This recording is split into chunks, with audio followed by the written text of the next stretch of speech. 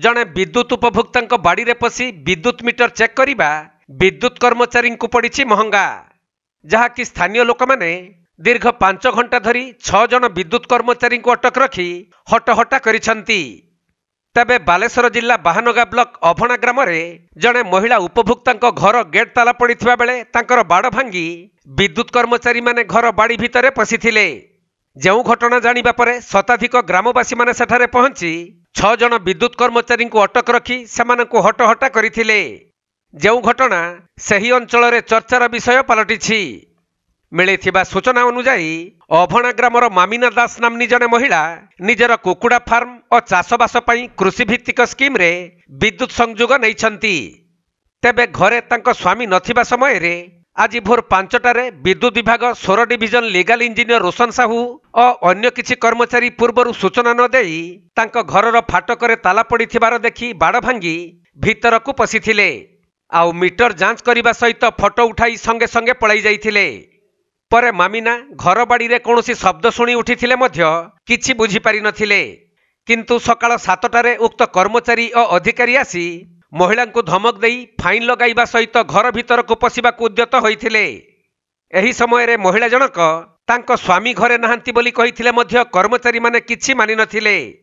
तेणु कौनसी उपाय न पाई महिला उपभोक्ता मामुनी डाक पकाइबारु पाखरे थिबा पड़ोशी सरपंच और ग्रामवासी माने पहुंची केउ नियम रे घरे कहीं नथिबा बेले बाड़ भांगी हता भीतर को गल और केमिति भोरु आसी तदंत कल ताहाकु नै अधिकारी एवं कर्मचारी मानकु अटक रखिथिले।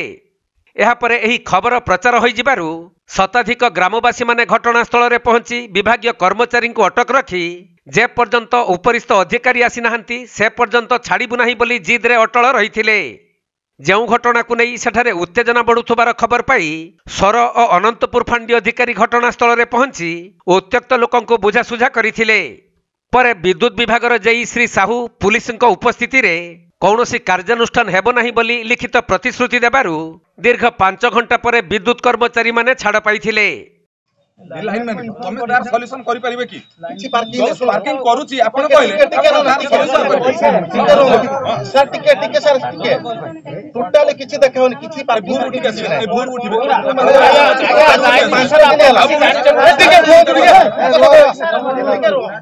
5 दिन हैला अभणा गां रे लोकन घर को 5टा बेले पसुचंती जे मेसेज आछि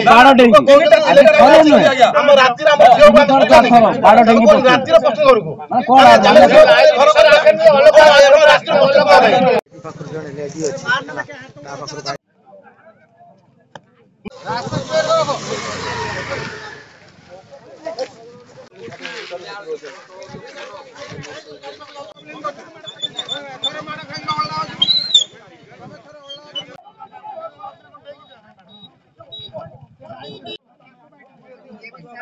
बालेश्वर जिला सररू सुमंत दास रिपोर्ट कोणार्क लाइव।